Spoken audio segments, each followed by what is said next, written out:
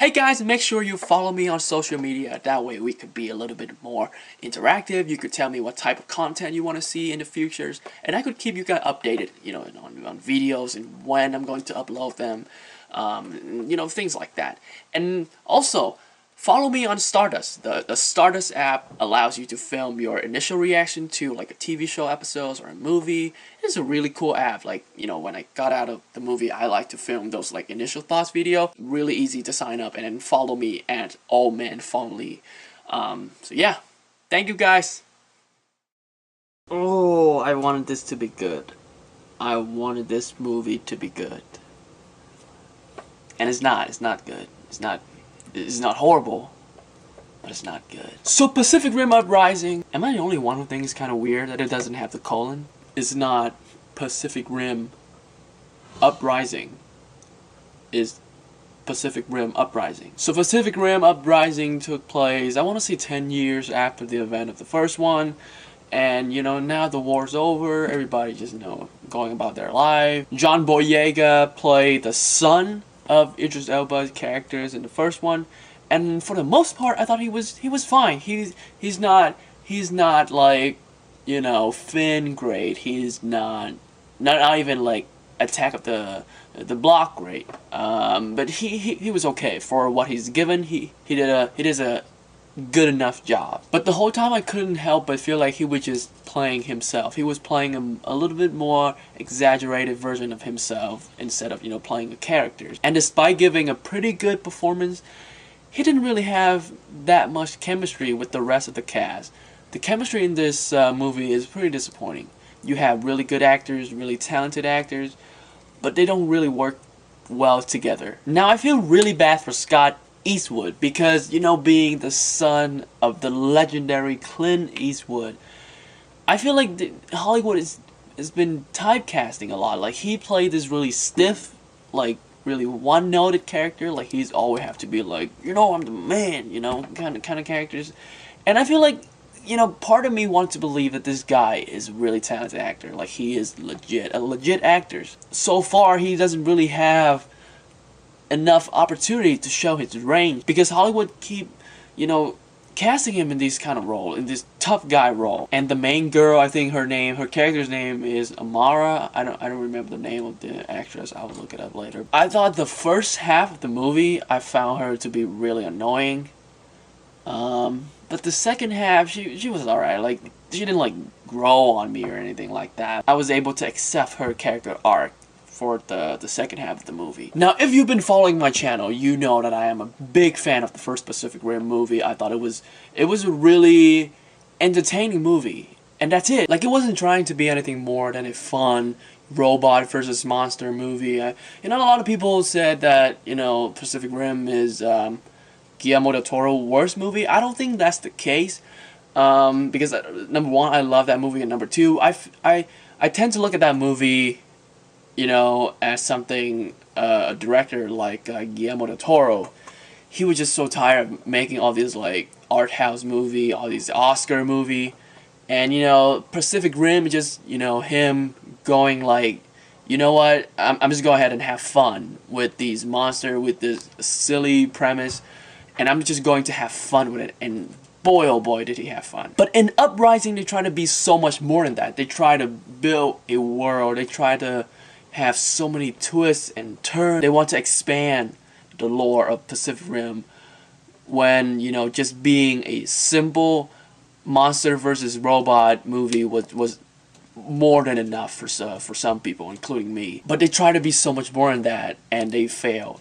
Unfortunately, they fail quite spectacularly because this movie is a bit of a mess. Now, to be fair, I don't think Stephen DeKnight is a bad director by any means. This guy, he is very, very talented. He's proven himself in shows such as Buffy and Smallville and recently Daredevil. And some people might say that because going from TV to movie is a bit of a challenge for him, and the reason why he didn't do a very good job is because he's more familiar with TV. Like, I can see your argument, but then again, we live in a world where the Russo brothers going from comedy shows to making Winter Soldier to Civil War and Infinity War, which looked fantastic, and I think Avenger 4 as well. And the fact that Stephen the Knight, he's already in that genre, there's no reason why he couldn't make a good Pacific Rim movie. So in other words, Pacific Rim Uprising bit off a bit more than it can chew. Now I'm gonna give credit where credit is due, because this is the most Asian people that I've seen on a big screen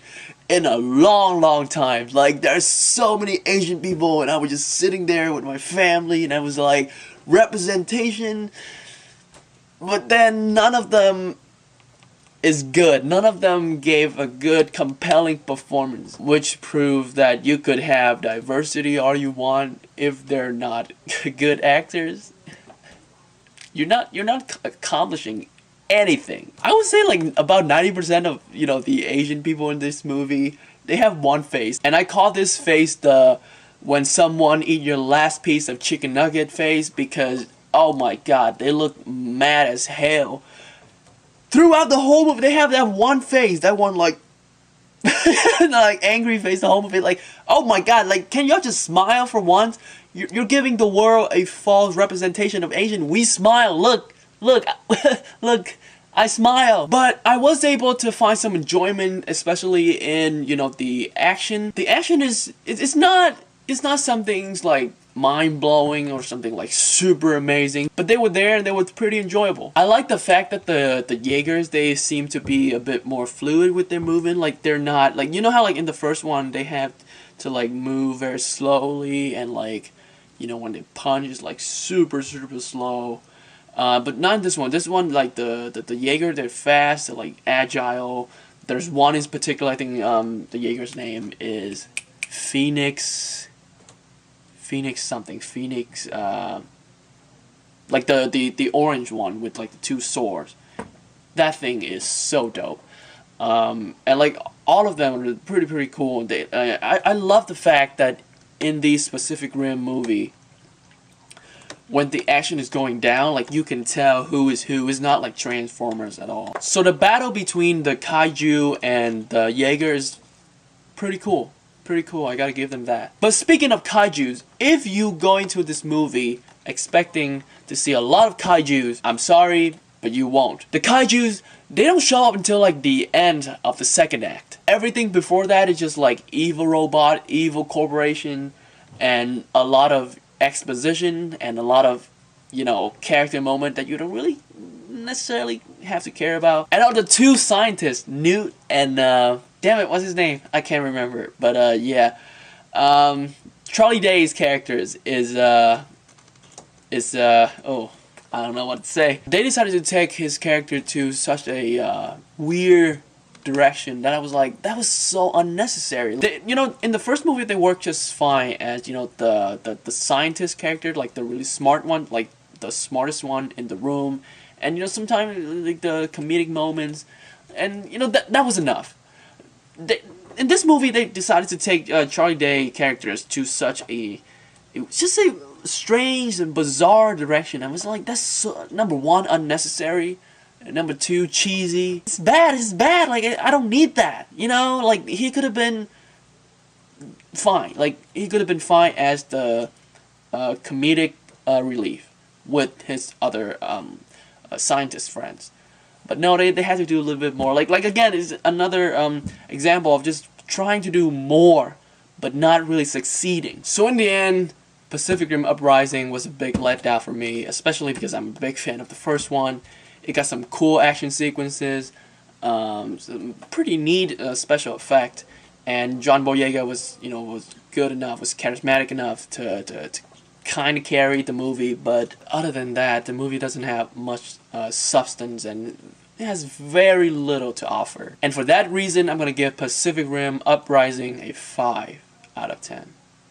I was disappointed. Listen, I wanted to like this movie, but I was not impressed. They even have like a little tease in the end, like, oh, we might have another sequel coming out. I'm like, guys, y'all barely make any money with that first movie, and it shows in the sequel. Like, you just look at it and you could just tell that they don't have the talent.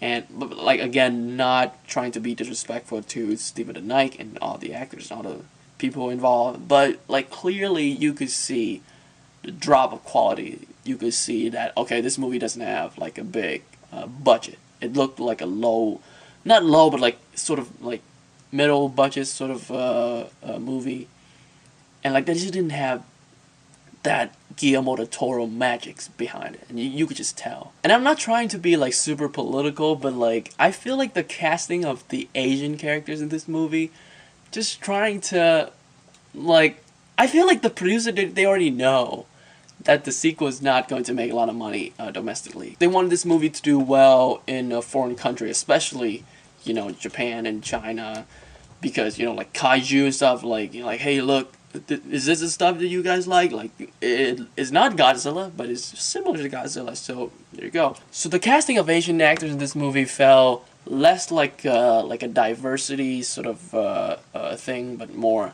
of a corporate sort of move, sort of a scheme kind of thing. I don't know, it's weird. Hey guys, if you have seen Pacific Rim Uprising, let me know in the comment section how you feel about it. Did you like it? Did you not like it? It's in theater right now. It just opened in theater, and if you're a fan of the first one, you could go see it. You don't have to rush out to theater to see this movie, but, you know, give it a try when you have time and stuff. But again, no need to rush out and see this movie. And if you enjoyed my review, hit the like button, subscribe to me. You only see more reviews like this. And with that being said, see you soon.